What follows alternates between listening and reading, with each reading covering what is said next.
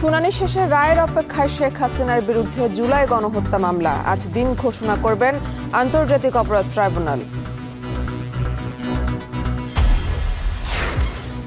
শুধু ৭১ নয়, ৪৭ থেকে এ পর্যন্ত জামায়াতের যে কোনো ভুলের জন্য নিঃশর্ত ক্ষমা চাইলেন দলের আমির। যুক্তরাষ্ট্রের মতবিনিময় সভায় যোগদান। ৪০ সাল থেকে শুরু জামাতে ইসলামের দ্বারা কেউ যদি কোনো কষ্ট পান, কারো দরে কোনো ক্ষতি হয়ে থাকে, আমি সব ব্যক্তি এবং সংগঠনের পক্ষে নিঃশর্তে আমি আপনাদের কাছে ক্ষমা চাই, আপনারা আমাদেরকে ক্ষমা করে দেবেন। ৫ বছরের ক্রেডিট কার্ডের গ্রাহক বেড়েছে ৭০%। ঋণের চক্রে আটকা পড়ছে মধ্যবিত্ত। বুঝে শুনে লেনদেনের পরামর্শ কেন্দ্রীয় ব্যাংকের। ঋণের বোঝার মধ্যে আবদ্ধ করতে না চাই, তবে আমাদেরকে প্রুডেন্টলি ক্রেডিট কার্ড ব্যবহার করতে হবে। ট্রাম্প পুতিন বৈঠক ভেস্তে যাবার পর রাশিয়ার দুটি তেল কোম্পানির উপর মার্কিন নিষেধাজ্ঞা। এলএনজি কেনা বন্ধে ইইউ এর অনুমোদন। এবং প্রায় ১৯ মাস পর ওয়ানডে সিরিজ জয়ের হাতছানি টাইগারদের। দুপুরে ওয়েস্ট ইন্ডিজের বিপক্ষে মাঠে নামছে মেহেদী মুস্তাফিজরা।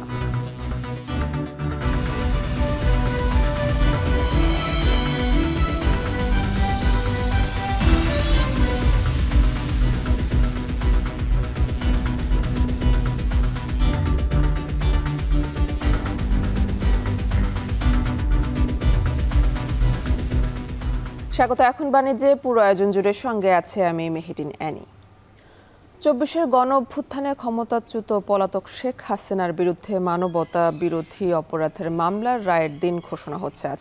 এটাই হবে জুলাই আন্দোলনে হত্যাকাণ্ডের প্রথম কোনো মামলার রায়। বিচারপতি মোহাম্মদ গোলাম মর্তুজা মজুমদারের নেতৃত্বাধীন ৩ সদস্যের আন্তর্জাতিক অপরাধ ট্রাইব্যুনাল ১-এ টানা ৫ দিন যুক্তিতর্ক উপস্থাপন করে প্রসিকিউশন। পরে ২ আসামির পক্ষে ৩ দিন যুক্তিতর্ক উপস্থাপন বুধবার শেষ করেন আইনজীবী মোহাম্মদ আমির হোসেন।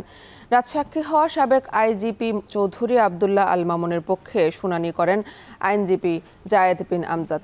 ঐতিহাসিক এই মামলার সাক্ষ্য দিয়েছেন গণঅভ্যুত্থানের অন্যতম প্রতীক শহীদ আবু সাইদের পিতাসহ স্বজনহারা পরিবারের অনেকে।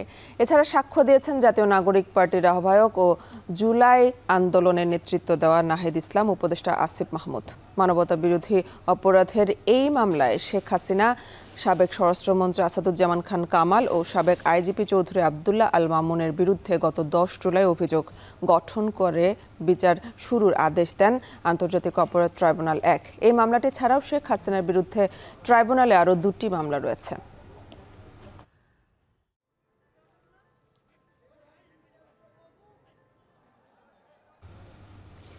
শেখ হাসিনা সহ ৩ আসামির বিরুদ্ধে মামলার রায়ের দিন ঘোষণা নিয়ে আরও জানাতে আন্তর্জাতিক অপরাধ ট্রাইব্যুনাল থেকে যুক্ত হচ্ছেন সহকর্মী আরিফ হোসেন। আরিফ, ট্রাইব্যুনাল কখন নাগাদ এই তারিখ ধার্যের আদেশ দিতে পারেন, এ বিষয়ে বিস্তারিত জানাবেন। আর কিছুক্ষণের মধ্যেই শুরু হতে যাচ্ছে ট্রাইব্যুনাল, কারণ এই বিচার কাজ প্রক্রিয়া আপনি নিশ্চয়ই জানেন, মানবতা বিরোধী অপরাধে শেখ হাসিনা, আসাদুজ্জামান খান কামাল এবং সাবেক আইজিপি আবদুল্লাহ আল মামুন, এই ৩ জনের বিরুদ্ধে অভিযোগ গঠন হয়েছিল। যদি মানবতা বিরোধী অপরাধের দায় স্বীকার করে ইতিমধ্যেই আবদুল্লাহ আল মামুন, যিনি রাজসাক্ষী হয়েছেন, এবং তিনি বলেছেন যে ৫ আগস্টের আগে যেইভাবে বিরোধী দল মত দমনের যেই প্রক্রিয়া ছিল, সেক্ষেত্রে এটি মানবতা বিরোধী অপরাধ এবং পুলিশ স্বপ্রণোদিত হয়ে শেখ হাসিনা এবং আসাদুজ্জামান খান কামালের নির্দেশে বিভিন্ন সময় বাংলাদেশের ছাত্র জনতার উপরে তারা হামলা চালিয়েছে, গুলি করেছে এবং হত্যা করেছে, এমনটা দায় স্বীকার করে নিয়েছেন। যদিও এ বিষয়ে যেই পক্ষের আইনজীবী, অর্থাৎ শেখ হাসিনার পক্ষের যে আইনজীবী ছিলেন রাষ্ট্রপক্ষ নিয়োজিত, সেই আইনজীবী বলছেন আবদুল্লাহ আল মামুন নিজে বাঁচার জন্য তিনি এই ধরনের অভিযোগ করছেন। যদিও এখন পর্যন্ত এই ধরনের অভিযোগের কোনো ভিত্তি নেই, এমনটা দাবি করছেন তিনি। যদিও আজকে শেষ পর্যন্ত যে চিফ প্রসিকিউটর এবং অ্যাটর্নি জেনারেলের যে সমাপনী বক্তব্য রয়েছে, সেই সমাপনী বক্তব্য দেওয়ার পরেই কিন্তু রায় ঘোষণার তারিখ নির্ধারণ করা হবে, এমনটা আমরা জানতে পেরেছি। এখন পর্যন্ত মানবতা বিরোধী অপরাধ এবং গুণের 3টি মামলা রয়েছে শেখ হাসিনার বিরুদ্ধে, এবং এই মামলার রায়ের মধ্য দিয়ে যদি হয় এবং তারিখ নির্ধারণ হয়, এটি কিন্তু প্রথম 5 আগস্টের পরে যে কোনো একটি মামলার খুব দ্বারপ্রান্তে রায়ের কাছাকাছি চলে গিয়েছে এবং এই রায়ের পরই তারা নির্ধারণ করবেন আসলে কি ধরনের বিচার ব্যবস্থা এবং কত দ্রুত রায় কার্যকর করা যায়। সেটি আজকে ইতিমধ্যে আব্দুল্লাহ আল মামুনকে কিন্তু কোর্টে নিয়ে আসা হয়েছে, আমরা তাকে দেখেছি এবং তিনি আজকেও রাজসাক্ষী হিসেবে রয়েছেন। যদিও এখন পর্যন্ত অ্যাটর্নি জেনারেল এবং চিফ প্রসিকিউটর তাদের যে সমাপনী বক্তব্য রয়েছে ট্রাইব্যুনাল 1-এ তারা দিবেন এবং এই সমাপনী বক্তৃতার বক্তব্যের পরই মানবতা বিরোধী অপরাধে রায়ের দিন ধার্য করবে আদালত। এখন অপেক্ষা দেখার যে কতক্ষণ নাগাদ তারা তাদের সমাপনী বক্তব্য যেটি রয়েছে সেটি শেষ করতে পারেন। আমরা এই মুহূর্তে অপেক্ষা করছি। আমরা দেখেছি এখানে ইতিমধ্যে কোর্টে নিয়ে আসা হয়েছে হাসানুল হক ইনুকেও। তিনিও একটি কুষ্টিয়ার 6 জনকে হত্যার একটি মামলা রয়েছে যেটি মানবতা বিরোধী অপরাধের অভিযোগে এই ট্রাইব্যুনালে আনা হয়েছে, সেই মামলার তিনি আসামি, তিনিও এখানে রয়েছেন। এখন পর্যন্ত আমরা যারা কোর্ট সূত্র রয়েছে তাদের সাথে কথা বলে যে বিষয়টি জানতে পেরেছি সেটি সমাপনী বক্তব্য অ্যাটর্নি জেনারেল এবং চিফ প্রসিকিউটর দেওয়ার পরই এই মামলার রায় নির্ধারণ হবে। কবে নাগাদ হবে সে বিষয়টি নিশ্চয়ই সংবাদ সম্মেলন এবং আদালতের রায়ের পরে বলা যাবে। অ্যানি। আন্তর্জাতিক অপরাধ ট্রাইব্যুনাল থেকে যুক্ত ছিলেন সহকর্মী আরিফ হোসেন। শুধু ৭১ নয়, 1947 সাল থেকে এ পর্যন্ত জামায়াত ইসলামের কারণে কেউ কষ্ট পেয়ে থাকলে তাদের কাছে নিঃশর্ত ক্ষমা চাইলেন জামায়াতের আমির ডাক্তার শফিকুর রহমান। বুধবার যুক্তরাষ্ট্রের নিউ ইয়র্কে coalition of Bangladeshi American association কোবার উদ্যোগে অনুষ্ঠিত এক মতবিনিময় সভায় এ কথা বলেন তিনি। জামায়াত আমির আরও বলেন, কেউই ভুলের ঊর্ধ্বে নয়। মতবিনিময় সভায় বাংলাদেশের সাম্প্রতিক পরিস্থিতি নিয়ে সাংবাদিকদের বিভিন্ন প্রশ্নের জবাব দেন তিনি। আলোচনা করেন নির্বাচন ইস্যুতেও। আমরা মনে করি ফেব্রুয়ারিতে নির্বাচন না হলে আমাদের দেশের মানুষ কত সচেতন, শুধু 71 না 47 সাল থেকে শুরু করে জামাতে ইসলামীর দ্বারা কেউ যদি কোনো কষ্ট পান, কারো যদি কোনো ক্ষতি হয়ে থাকে, আমি সব ব্যক্তি এবং সংগঠনের পক্ষে নিঃশর্তে আমি আপনাদের কাছে ক্ষমা চাই, আপনারা আমাদেরকে ক্ষমা করে দেবেন। আজকের দিন পর্যন্ত আমরা ভুল করি না, এই কথা বলবো কিভাবে? আমরা মানুষ, আমাদের সংগঠন একটা মানুষের সংগঠন। আমাদের 100টার মধ্যে 99টা ডিসিশন সঠিক, একটা তো বেঠিক হইতে পারে। সেই বেঠিক একটা ডিসিশনের জন্য আমার জাতির তো কোনো ক্ষতি হতে পারে। তাহলে সেই ক্ষেত্রে আমার কোনো ডিসিশনে জাতির ক্ষতি হলে আমার মাপ চাইতে অসুবিধাটা কোথায়?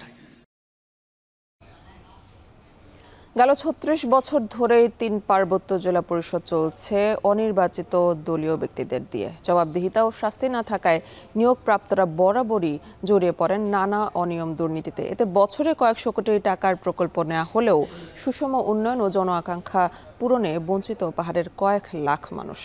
রাঙামাটি থেকে সহকর্মী জিয়াউর রহমান জুয়েলের প্রতিবেদন।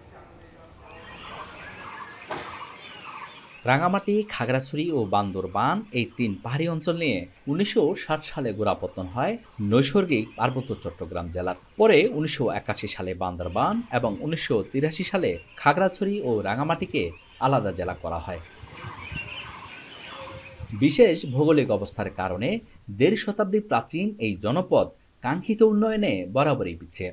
1989 সালে স্থানীয় সরকার পরিষদ আইন করে 3 জেলাকে দেশের উন্নয়নের মূলস্রোত ধারায় যুক্ত করতে উদ্যোগ নেয় সরকার। সে বছরের 25শে জুন অনুষ্ঠিত হয় প্রথম ও শেষবারের মতো নির্বাচন। এরপর 36 বছর ধরে অনির্বাচিত দলীয় ব্যক্তিদের দিয়ে চলছে অন্তর্বর্তী পরিষদ।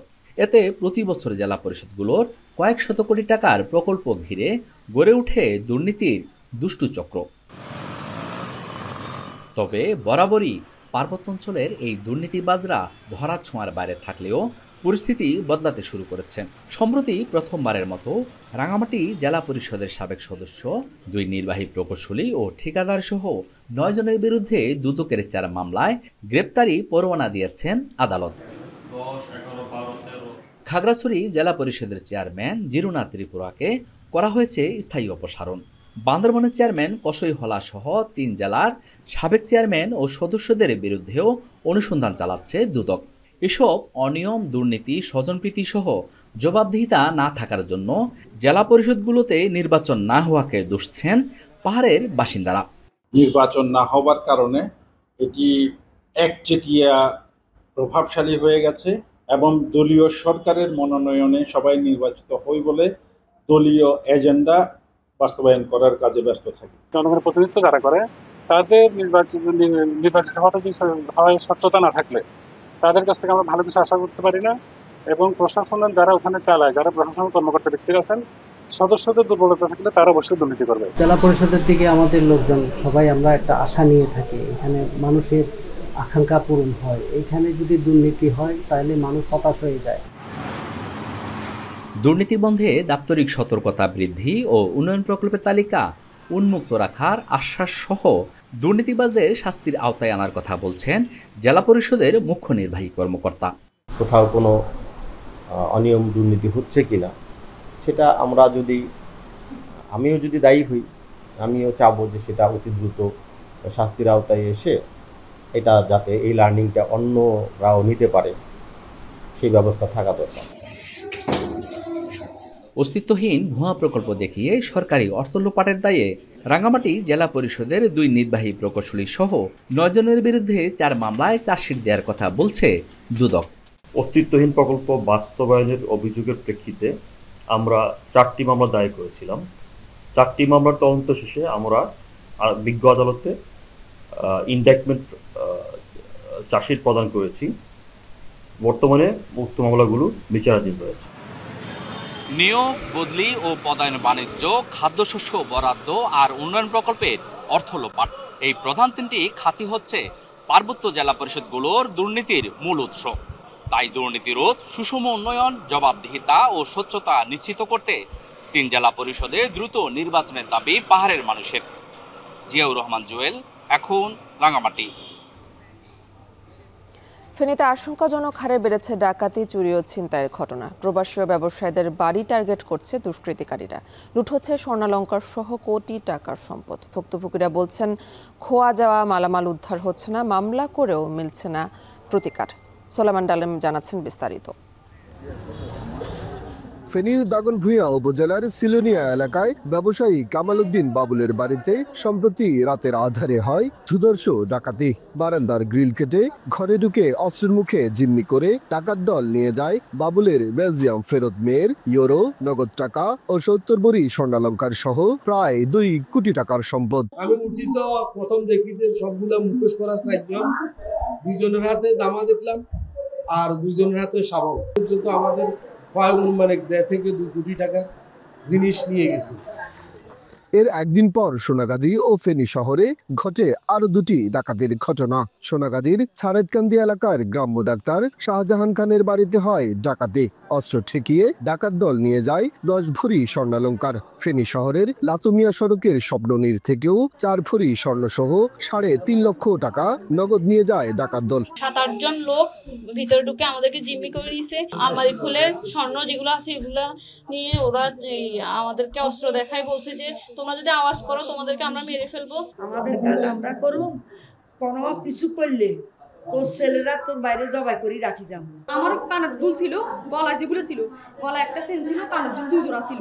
দোনোগুলো এগুলো দে, নালে ফাটে উড়িয়ে। আমার ছেলের রুমে বউ আছে, ছেলে আছে, আরেক রুমে বউ নাই, সেই রুমের আলমারি ভাঙি লই গেছে। কই আর বিয়ার স্বাধীনের আগে হইছে এরকম ঘটনা দেখিও না।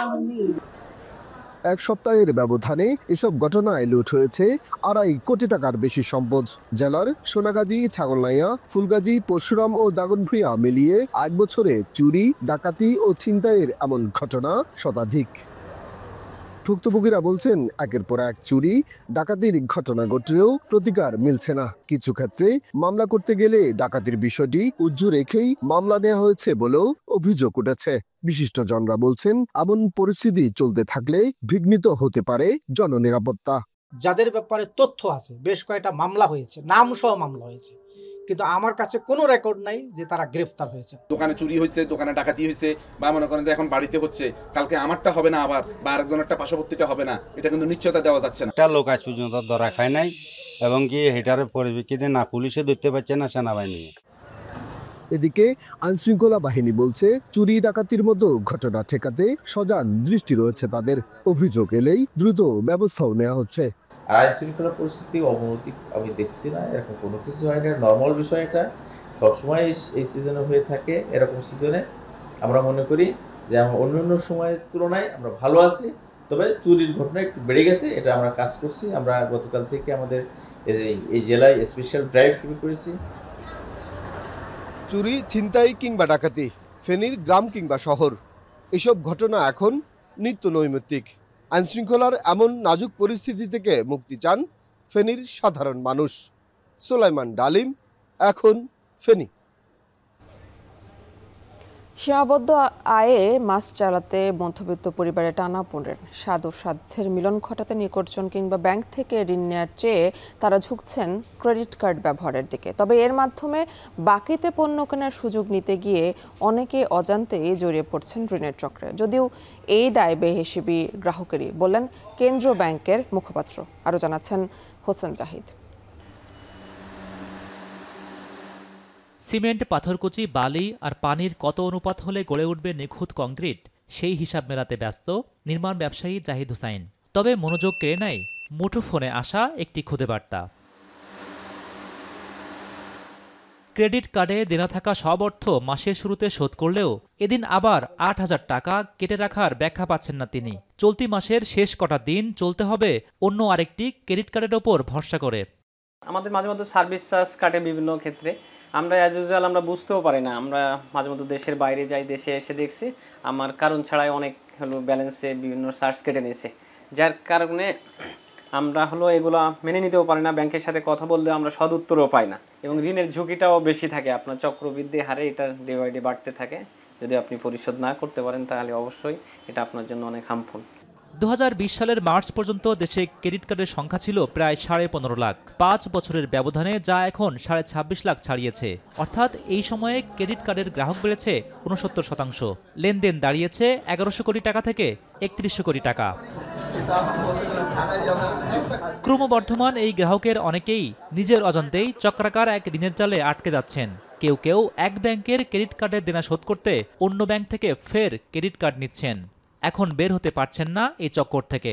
আমি মাসে কত টাকা এক্সট্রা ইন্টারেস্ট দিচ্ছি এতে, এটা আমার ইনফিউসার দেখা গেলো আমি 40,000 টাকার জন্য আমি 1 বছর পরে দেখলাম আমি ওকে 20,000 টাকা অতিরিক্ত দিয়ে দিয়েছি। যেটা হলো আমি যদি এই টাকাটা অতিরিক্ত খরচ না করতাম, আমি তো এটা লিমিটের মধ্যে থাকতাম, তাহলে হয়তো আমার জন্য এটা একটা হ্যাসেল হইতো না। আপনি বাকি খাওয়ার সিস্টেমের মতো, আপনি একটা দোকান থেকে বাকি খেলেন, বাকি খাওয়ার পরে আপনি সামনের মাসে দিবেন। এখন আপনি সামনের মাসে সেই লোকটাকে দিলেন না, দোকানদার আপনাকে হয়তো বা তাগেদা দিবে, কিন্তু ব্যাংক তো আপনাকে তাগেদা দেবে না, ব্যাংক আপনাকে ইন্টারেস্ট চার্জ করবে। এইটা হলো আপনার সমস্যা। ক্রেডিট কার্ড দেওয়া হয় ঋণ পরিশোধের সক্ষমতা যাচাই করেই। তবে কোনো গ্রাহক ঋণের জালে আটকালে দায়টা সেই বেহিসেবি গ্রাহকেরই, এমন অভিমত বাংলাদেশ ব্যাংকের। কেন অধিক সুদহারে ঋণ গ্রহণ করি? কারণ এটা আমাদেরকে সীমিত আকারের তাৎক্ষণিক ঋণের অর্থের চাহিদা পূরণ করে থাকে। অর্থাৎ আমরা যদি ক্রেডিট কার্ড নির্ভরশীলতা বজায় রেখে আবার ক্রেডিট কার্ডের মাধ্যমে জীবনটাকে নতুন করে ঋণের বোঝার মধ্যে আবদ্ধ করতে না চাই, তবে আমাদেরকে প্রুডেন্টলি ক্রেডিট কার্ড ব্যবহার করতে হবে। মুদিখানার বাজার সদাই করতে সবচেয়ে বেশি ব্যয় করেন ক্রেডিট কার্ড ব্যবহারকারীরা। এরপর আসে খুচরা সেবাদানকারী প্রতিষ্ঠান, পরিবহন, ব্যবসা ক্ষেত্রে। ভোগমূলক কাজে ব্যবহার করলে ক্রেডিট কার্ড নির্ভর জীবন থেকে মধ্যবিত্তের মুক্তি নেই বলে অভিমত এই অর্থনীতিবিদের। ক্রেডিট কার্ডের যে লিমিট দেওয়া হয়, it's a kind of micro credit. Micro ক্রেডিটেও দীর্ঘদিন যাবৎ যখন মাইক্রো ক্রেডিটে ইনভলভ থাকে তখন কিন্তু দারিদ্রতা থেকে বের হতে পারে না, আমাদের সেই প্রমাণ রয়েছে। একইভাবে দেখবেন ক্রেডিটের মূল লক্ষ্য হচ্ছে ইউটিলাইজেশন। অর্থনীতিতে ক্রেডিট কোনো মতে নেগেটিভ কোনো কিছু না, মানুষকে এটা কাইন্ড অফ অ্যাসিস্ট্যান্স আপনাকে বুস্ট আপ করার জন্য। অতএব আপনি ইউটিলাইজেশন অফ রিসোর্সেস কীভাবে করছেন তার উপরে বেসিক্যালি নির্ভর করে। বাংলাদেশে ক্রেডিট কার্ডের প্রচলন 1997 সালে। বর্তমানে প্রায় 40টি ব্যাংক এই সেবা দিচ্ছে। ক্রেডিট কার্ড নির্ভর মধ্যবিত্ত জীবনে রবীন্দ্রনাথ ঠাকুরের একটি কবিতা 2টি চরণ বাস্তব হিসেবে ধরা দিয়েছে, যেখানে বলা আছে, শুধু বিঘে 2 আছে মোর ভুই, আর সব গেছে ঋণে, বাবু কহিলেন বুঝেছ উপেন, ও জমি লইব কিনে। একালের জমিদার হিসেবে আবির্ভাব হওয়া এই ক্রেডিট কার্ডের ঋণ নির্ভর জীবন থেকে মুক্তি পেতে অনেক মধ্যবিত্তই প্রশ্ন করছেন, তবে মিলছে না তার উত্তর। হোসেন জাহিদ, এখন ঢাকা। জেনেভা ক্যাম্পে দুপক্ষের সংঘর্ষের ঘটনায় ককটেল বিস্ফোরণে এক পথচারী নিহত হয়েছে। বিষয়ে আরও জানাতে ঘটনাস্থল থেকে যুক্ত আছেন সহকর্মী মাহবুব হাসান রিপন। কি নিয়ে এই সংঘর্ষ হয়েছে জানা গেছে কিনা, আর এই ঘটনায় পুলিশ কাউকে আটক করেছে কিনা জানাবেন।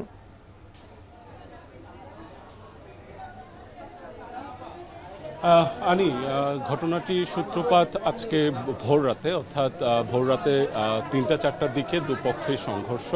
এখানকার যারা স্থায়ী বাসিন্দা রয়েছেন জেনেভা ক্যাম্পে, তাদের সাথে আমরা কথা বলেছি। তারা যেটি বলার চেষ্টা করেছেন সেটি হচ্ছে যে মাদক ব্যবসাকে কেন্দ্র করে দুপক্ষের সংঘর্ষ হয় ভোরবেলার দিকে, এবং এই সংঘর্ষে একটি ককটেল বিস্ফোরণ হয় এবং ককটেল বিস্ফোরণে ২০ বছরের একজন যুবক যার নাম হচ্ছে জাহিদ, তিনি আহত হন। পরবর্তীতে তাকে ট্রমা সেন্টারে নিয়ে যাওয়া হয়, সেখান থেকে পরবর্তীতে ঢাকা মেডিকেল কলেজে নিয়ে যাওয়া হলে সেখানে তাকে মৃত ঘোষণা করে। ঘটনাটির সূত্রপাত যেখান থেকে সেখানে এখানকার স্থানীয় বাসিন্দারা যে কথাটি বলছেন সেটি হচ্ছে যে এখানে প্রতিনিয়ত মাদক ব্যবসাকে কেন্দ্র করে সাইফুল, তারপরে পিচ্চি রাজন থেকে শুরু করে বিভিন্ন গ্রুপ রয়েছে, যেই গ্রুপের মধ্যে হচ্ছে এই সংঘর্ষ হয়ে থাকে এবং রাতের বেলা মূলত জেনেভা ক্যাম্প এক একটা আতঙ্কের ক্যাম্প হিসেবে পরিচিত হয়ে থাকে এবং রাতের বেলাতে এই সংঘর্ষগুলো প্রতিনিয়ত ঘটছে এবং এই সংঘর্ষের মধ্য দিয়েই কিন্তু এই ধরনের ঘটনাগুলো ঘটছে। আমরা ঘটনাস্থলে একদম সামনে রয়েছি, জাহিদের যে বাসা সেই বাসার সামনে রয়েছে। তার বোনের কথা বলছিলেন, তার বোনেরা বলছিলেন যে হচ্ছে এর বিচার আসলে কে করবে, অর্থাৎ এর বিচার পাওয়ার নিয়ে এক ধরনের অনিশ্চয়তা তৈরি হয়েছে বলে তারা জানান এবং তারা জানান যে জাহিদ মূলত এখানে একজন পড়াশোনা করছিলেন, পাশাপাশি সে এই ধরনের কাজের সাথে যুক্ত নয়, কিন্তু হঠাৎ করেই তার নির্দোষ ভাইটিকে এই দুপক্ষের সংঘর্ষে বলি হতে হলো। এই নিয়ে তাদের এক ধরনের আক্ষেপ রয়েছে, এক ধরনের ক্ষোভ রয়েছে, সেই ক্ষোভগুলো আমাদেরকে প্রকাশ করছিলেন। এই গলিটি যেটি এখন আমরা দেখতে পাচ্ছি, এই গলিতেই মূলত জাহিদের বাসায়, এখানেই সে থাকে এবং এই জেনেভা ক্যাম্পের ৪ নম্বর গলি, ৭ নম্বর গলি, এই গলিগুলোতেই মাদক ব্যবসার একটা ভয়াবহ চিত্র কথা আমরা এখানে এসে জানতে পারি এবং প্রতি রাতেই এখানে মাদক ব্যবসাকে কেন্দ্র করে, আধিপত্য বিস্তারকে কেন্দ্র করে এই ধরনের সংঘর্ষ আসলে ঘটছে এবং এই সংঘর্ষগুলো কিন্তু মানে পুলিশ প্রশাসন যে কথাটি বলছিলেন যে ঘটনার বেশ কয়েক ঘন্টা পেরিয়ে গেছে, কিন্তু এখন পর্যন্ত ঘটনাস্থলে কিন্তু পুলিশ আসেনি এবং পুলিশের সাথে আমরা কথা বলার চেষ্টা করেছি। তারা বলছেন যে তারা এই পরিস্থিতি পর্যবেক্ষণ করছেন এবং যদি প্রয়োজন বোধ করেন তাহলে তারা ঘটনাস্থলে আসবেন। তো আমার কাছে জেনেভা ক্যাম্প থেকে এই ছিল সবশেষ। জেনেভা ক্যাম্পে দুপক্ষের সংঘর্ষে নিহত হয়েছে এক পথচারী, সে খবরে জানাচ্ছিলেন সহকর্মী মাহবুব হাসান রিপন।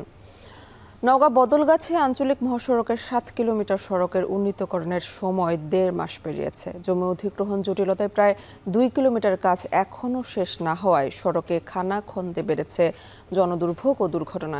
এ নিয়ে আরও জানাতে নওগাঁ সদর উপজেলার বক্তারপুর মোড় থেকে যুক্ত আছেন আমাদের সাথে আব্বাস আলী। আব্বাস, সড়ক উন্নয়নের কাজ বিলম্বের কারণ কি, আর কাজ এখনও শেষ না হওয়ায় জনদুর্ভোগ কেমন দেখছেন জানাবেন।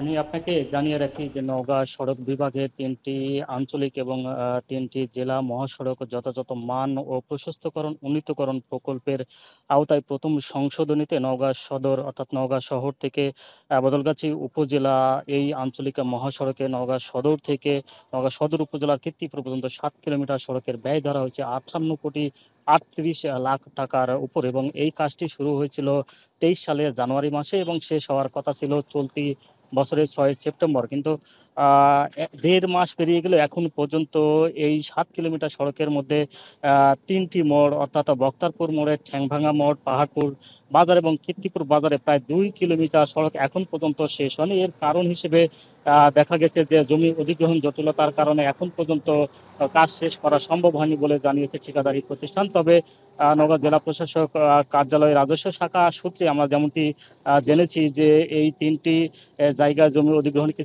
কিছু জটিলতা রয়েছে। এর মধ্যে ঠ্যাংভাঙ্গা মোড়ের প্রায় ৮০০টির মতো মামলা জমা হয়েছে, এর মধ্যে ১৫০টির মামলার শুনানি শেষ হয়েছে এবং ৪ জন ব্যক্তিকে ৪টি চেক প্রদান করা হয়েছে এবং আরও ১২টি প্রায় কিছুদিনের মধ্যে সম্পূর্ণ হবে এবং হস্তান্তর করা হবে বলে জানা গেছে। এছাড়া আরও যেই ২টি বাজার অর্থাৎ পাহাড়পুর বাজার এবং ভিত্তিক যে বাজার রয়েছে, এই বাজারে যেই জমি অধিগ্রহণের জটিলতা রয়েছে সেগুলো এখনো কার্যক্রম চলমান রয়েছে। তবে কবে নাগাদ এই কার্যক্রম শেষ হবে তা এখনো বলা যাচ্ছে না। তবে ধারণা করা হচ্ছে যে আগামী প্রায় 1 বছরের মতো সময় লাগতে পারে। অর্থাৎ এই যেহেতু কাজ শুরু হয়েছিল 23 সালে, যার কারণে এই পাকা রাস্তার ইটের খোয়া এবং পিএসএ উঠে গিয়ে ছোট ছোট জমে যাওয়ার কারণে যে সব যানবাহন রয়েছে তারা বুঝতে পারে না, যার কারণে পানির মধ্যে দিয়ে যাওয়ার সময় অনেক সময় দুর্ঘটনা ঘটে এবং উল্টে পড়ে যাওয়ার কারণে দুর্ঘটনা ঘটে আহত হয়। এছাড়া শুষ্ক মৌসুম, যেহেতু এখন শুষ্ক মৌসুম চলতেছে, প্রচুর ধুলাবালি চলছে এই যানবাহনের কারণে, যার কারণে পাশে যেসব দোকানপাট বা পথচারী যারা রয়েছেন পথচারীদের গা ধুলাবালিতে ভরে যায় এবং যারা রাস্তার পাশে যেসব দোকান রয়েছে তারা তো সবসময় সকাল থেকে রাত 8টা 9টা পর্যন্ত থাকে। তারা বলছেন যে ধুলাবালির কারণে সর্দি এবং অ্যালার্জিতে তারা আক্রান্ত হচ্ছে এবং তারা নওগাঁ থেকে যুক্ত ছিলেন সহকর্মী আব্বাস সালিম। কৃষি পঞ্জিকা অনুযায়ী খরিফ 2 মৌসুমে গ্রীষ্ম শেষ আর আগাম শীতকালীন সবজির উৎপাদন ছিল কম। তাতে গেল 2 মাস রাজশাহী জুড়ে চড়া দাম ছিল সবজির। তবে এখন মাঠ ভরা শীতে সবজি উঠতে থাকায় কমছে দাম। এসব সবজি স্থানীয় হাট বাজারের পাশাপাশি লাভের আশায় ব্যাপারীরা পাঠাচ্ছেন কুমিল্লা, সিলেট ও চট্টগ্রামে। সজীব আহমেদের ক্যামেরায় রাকিবুল হাসানের প্রতিবেদন।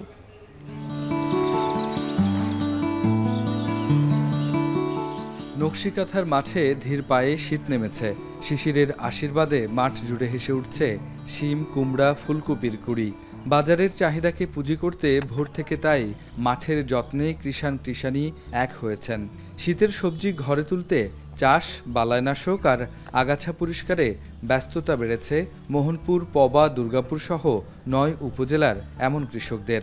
শাক সবজি যত আছে, লাল শাক, ধান যে সাদা আছে, এরকম বিভিন্ন আইটেমের কল্যা টল্যা, এলেই হচ্ছে সবজি ফসল। কীটনাশক প্রয়োগ করতে হবে, পেঁয়াজ লাগানো জমির বেড তৈরি করতে হবে। এখন সবজি হচ্ছে আপনার ফুলকপি, বাঁধাকপি, পটল।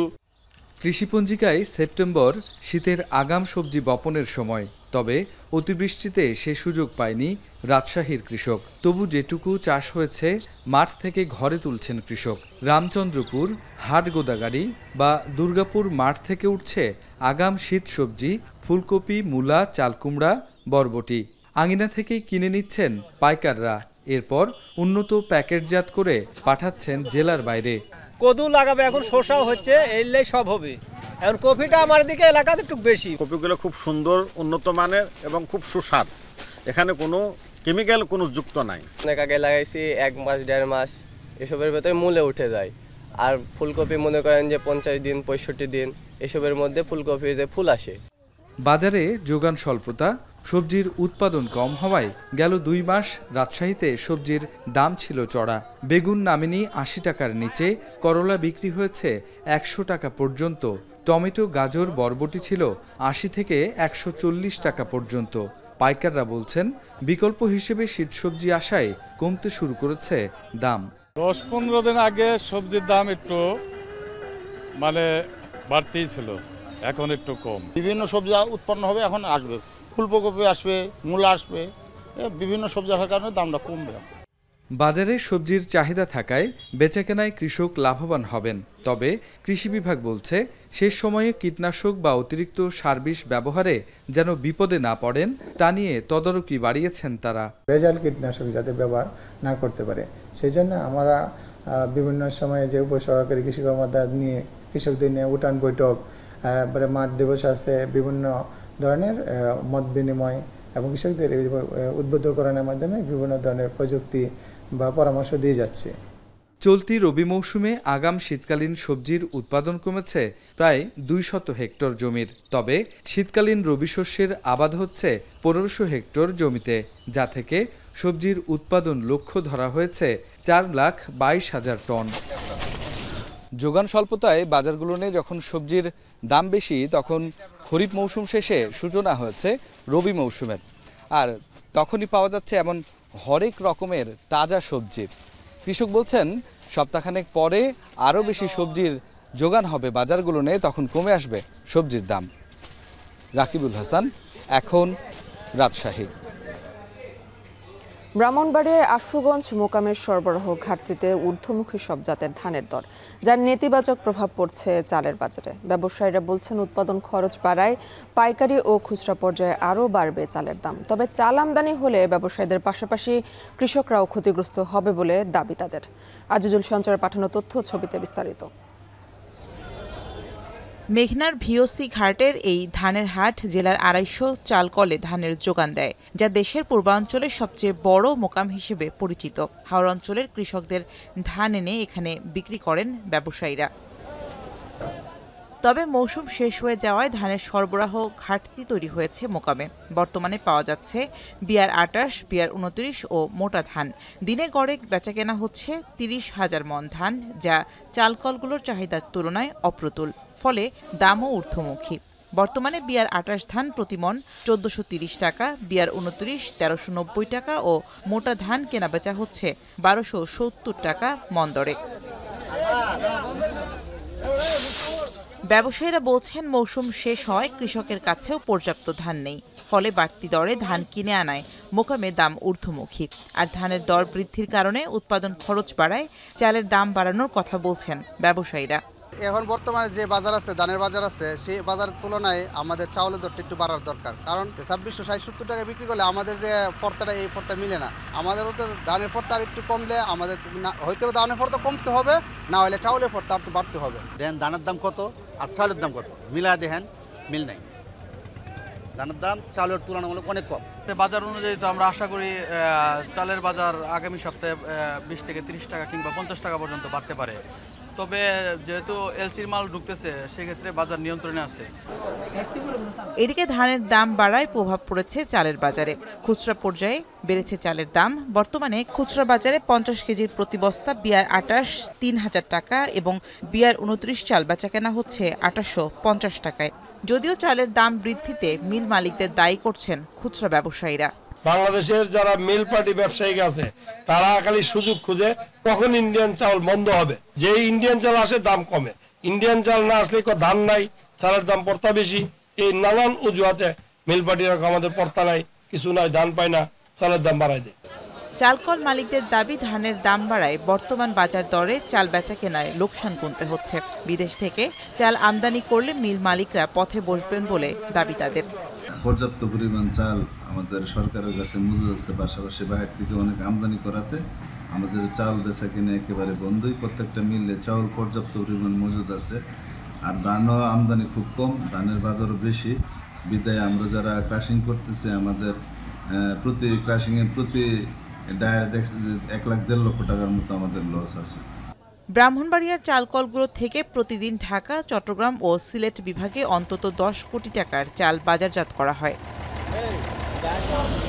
এখন ব্রাহ্মণবাড়িয়া। ট্রাম্প পুতিন বৈঠক ভেস্তে যাওয়ার পর এবার রাশিয়ার বড় দুটি তেল কোম্পানির উপর নিষেধাজ্ঞা আরোপ করেছে যুক্তরাষ্ট্র। বুধবার নিষেধাজ্ঞা দেন মার্কিন প্রেসিডেন্ট ডোনাল্ড ট্রাম্প। একই সময়ে LNG কেনা বন্ধে EU এর অনুমোদন। বিস্তারিত জানাচ্ছেন জাহানারা ভুইয়া। ইউক্রেন যুদ্ধ বন্ধে গেল আগস্টের মাঝামাঝি আলাস্কায় বৈঠক করেন মার্কিন প্রেসিডেন্ট ডোনাল্ড ট্রাম্প ও রুশ প্রেসিডেন্ট ভ্লাদিমির পুতিন। তাদের এই সম্মেলন আলোড়ন তৈরি করেছিল আন্তর্জাতিক মহলে। আশা করা হয়েছিল দ্রুত বন্ধ হতে যাচ্ছে গত ৪ বছর ধরে চলা রুশ ইউক্রেন যুদ্ধ। তবে সেই আশায় গুড়ে বালি। ইউক্রেনীয়দের ভাগ্যের চাকা উল্টো দিকেই কেবল ঘুরছে। যুদ্ধবিরতি ইস্যুতে ক্রেমলিনের পক্ষ থেকে কোনো সবুজ সংকেত না পেয়ে মঙ্গলবার হোয়াইট হাউসের পক্ষ থেকে ভেস্তে দেওয়া হয় হাঙ্গেরিতে সম্ভাব্য ট্রাম্প পুতিন বৈঠক। এবার রাশিয়ার বড় দুটি তেল কোম্পানির উপর নিষেধাজ্ঞা আরোপ করেছে যুক্তরাষ্ট্র। বুধবার এই নিষেধাজ্ঞা দেয় হোয়াইট হাউস। মার্কিন ট্রেজারি ডিপার্টমেন্ট জানিয়েছে, রাশিয়ার রোসনেফট ও লুক অয়েল নামে অন্যতম দুটি বড় কোম্পানির উপর আরোপ করা হয়েছে নিষেধাজ্ঞা। ইউক্রেন যুদ্ধ বন্ধে প্রতিশ্রুতি ভঙ্গ করায় মূলত মস্কোর উপর এ কড়াকড়ি। এছাড়াও মার্কিন প্রেসিডেন্ট ডোনাল্ড ট্রাম্প বলেন, পুতিনের সঙ্গে যুদ্ধবিরতি বিষয়ে আলোচনা করে কোনো লাভ হচ্ছে না। তিনি তার গতিতেই এগিয়ে যাচ্ছেন। যদিও দ্রুতই পুতিনের সঙ্গে বৈঠকের বিষয়ে আশাবাদী মার্কিন পররাষ্ট্রমন্ত্রী মার্কো রুবিও। জাহানারা ভুইয়া, এখন বিশ্ব। একদিনের ব্যবধানে ফের কমেছে আন্তর্জাতিক বাজারে স্বর্ণের দর। প্রতি আউন্স স্বর্ণের দর 1.7% কমে $4,054 হয়েছে। সোমবার রেকর্ড দর বেড়ে আউন্স প্রতি স্বর্ণের দর ছুঁয়েছিল $4,381। তবে মঙ্গলবারই সর্বোচ্চ 5.3% কমে $4,115 পৌঁছায় তা। এবছর কয়েক ধাপে স্বর্ণের দর বেড়েছে 57%। ভূ রাজনৈতিক অস্থিরতা, অর্থনৈতিক অনিশ্চয়তা ও যুক্তরাষ্ট্রে শাটডাউনের কারণে মূল্যবান এই ধাতুটির বাজার অস্থির হয়ে পড়েছে বলে মত বিশ্লেষকদের। স্বর্ণের দামের পাশাপাশি কমেছে রূপার দামও। আউন্স প্রতি $1.6 কমে রূপার দর দাঁড়িয়েছে $47.95।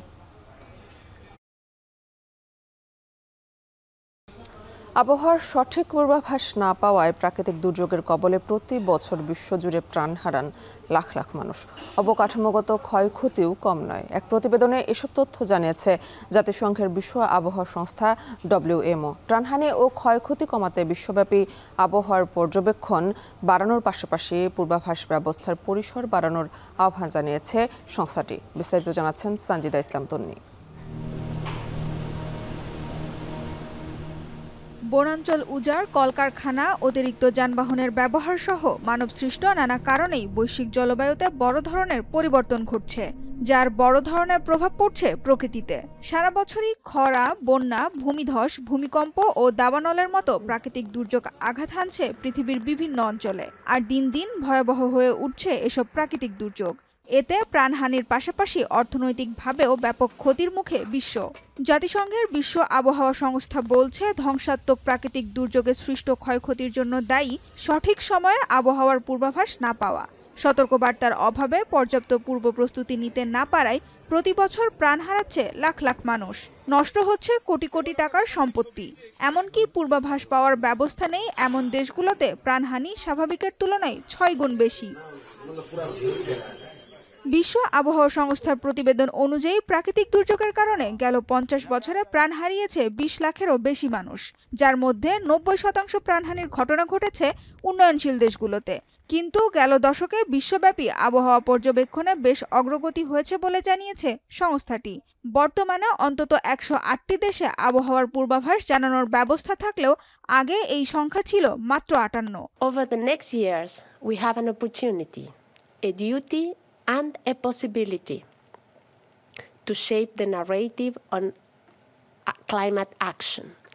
This is about empowering nations, fostering inclusivity, and creating sustainable pathways for shared prosperity. We are not mere observers. We are architects of a sustainable future. তবে আবহাওয়ার পূর্বাভাস নিয়ে করা একটি জরিপ অনুযায়ী 62টি দেশের মধ্যে অর্ধেকেরই কেবল মৌলিক সতর্কবার্তা জানানোর সক্ষমতা রয়েছে, আর 16%রও কম দেশের আবহাওয়ার পূর্বাভাস জানানোর ক্ষমতা প্রাথমিক সক্ষমতার নিচে। 2025 সালে বিশ্বের বিভিন্ন দেশ অসংখ্য প্রাকৃতিক দুর্যোগের মুখে পড়েছে, যেগুলোর বেশিরভাগেরই তীব্রতা আগের দুর্যোগের তুলনায় অনেক বেশি। মেঘভাঙা বৃষ্টিতে তীব্র বন্যা, ভূমিধস, ঘূর্ণিঝড়, দাবানল এসব বিপর্যয়ে ভয়াবহ পরিস্থিতিতে পড়ে পাকিস্তান, নাইজেরিয়া, দক্ষিণ কোরিয়া, ইউরোপ সহ অনেক দেশ। সুইজারল্যান্ডের federal department of home affairs বলছে, জলবায়ুর পরিবর্তন ও বৈরী আবহাওয়ার প্রভাব থেকে কোনো দেশ বা অঞ্চলই রেহাই পাচ্ছে না। তবে সুইজারল্যান্ডের পর্বত হিমবাহের ওপর নিয়মিত নজরদারির কারণে চলতি বছরের মে মাসে হিমবাহ ধসের বিষয়ে সঠিক সময়ে সতর্কবার্তা পাওয়ায় দেশটির ব্লাটেনগ্রামকে সম্ভাব্য ক্ষতির হাত থেকে রক্ষা করা সম্ভব হয় বলেও উল্লেখ করে সংস্থাটি। এদিকে জলবায়ু পরিবর্তনের কারণে উষ্ণতা বেড়েছে ইউরোপের দেশ আইসল্যান্ডে। চলতি বছরেই 29.5 ডিগ্রি রেকর্ড ছুঁয়েছে দেশটির তাপমাত্রা, যা দেশটির ইতিহাসের দ্বিতীয় সর্বোচ্চ। এর আগে 1939 সালে আইসল্যান্ডের সর্বোচ্চ তাপমাত্রা ছিল 30.5 ডিগ্রি সেলসিয়াস। রেকর্ড তাপমাত্রায় দেশটিতে প্রথমবারের মতো মশার সন্ধানও পাওয়া গেছে। ঠান্ডা আবহাওয়ার কারণে দেশটি মশামুক্ত অঞ্চল হিসেবে পরিচিত ছিল। সানজিদা ইসলাম তন্নি, এখন বিশ্ব। শেষ করবে এখন বাণিজ্য, তবে তার আগে শিরোনামগুলো আরও একবার। শুনানি শেষে রায়ের অপেক্ষায় শেখ হাসিনার বিরুদ্ধে জুলাই গণহত্যা মামলা। আজ দিন ঘোষণা করবেন আন্তর্জাতিক অপরাধ ট্রাইব্যুনাল।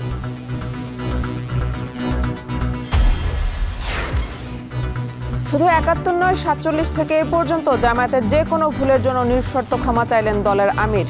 যুক্তরাষ্ট্রের মতবিনিময় সভায় যোগদান। 47 সাল থেকে শুরু জামাত ইসলামীর দ্বারা কেউ যদি কোনো কষ্ট পান, কারো দরে কোনো ক্ষতি হয়ে থাকে, আমি সব ব্যক্তি এবং সংগঠনের পক্ষে নিঃশর্তে আমি আপনাদের কাছে ক্ষমা চাই, আপনারা আমাদেরকে ক্ষমা করে দেবেন। রাজধানীর মোহাম্মদপুরে জেনেভা ক্যাম্পে দুপক্ষের সংঘর্ষ, ককটেল বিস্ফোরণে এক পথচারী নিহত।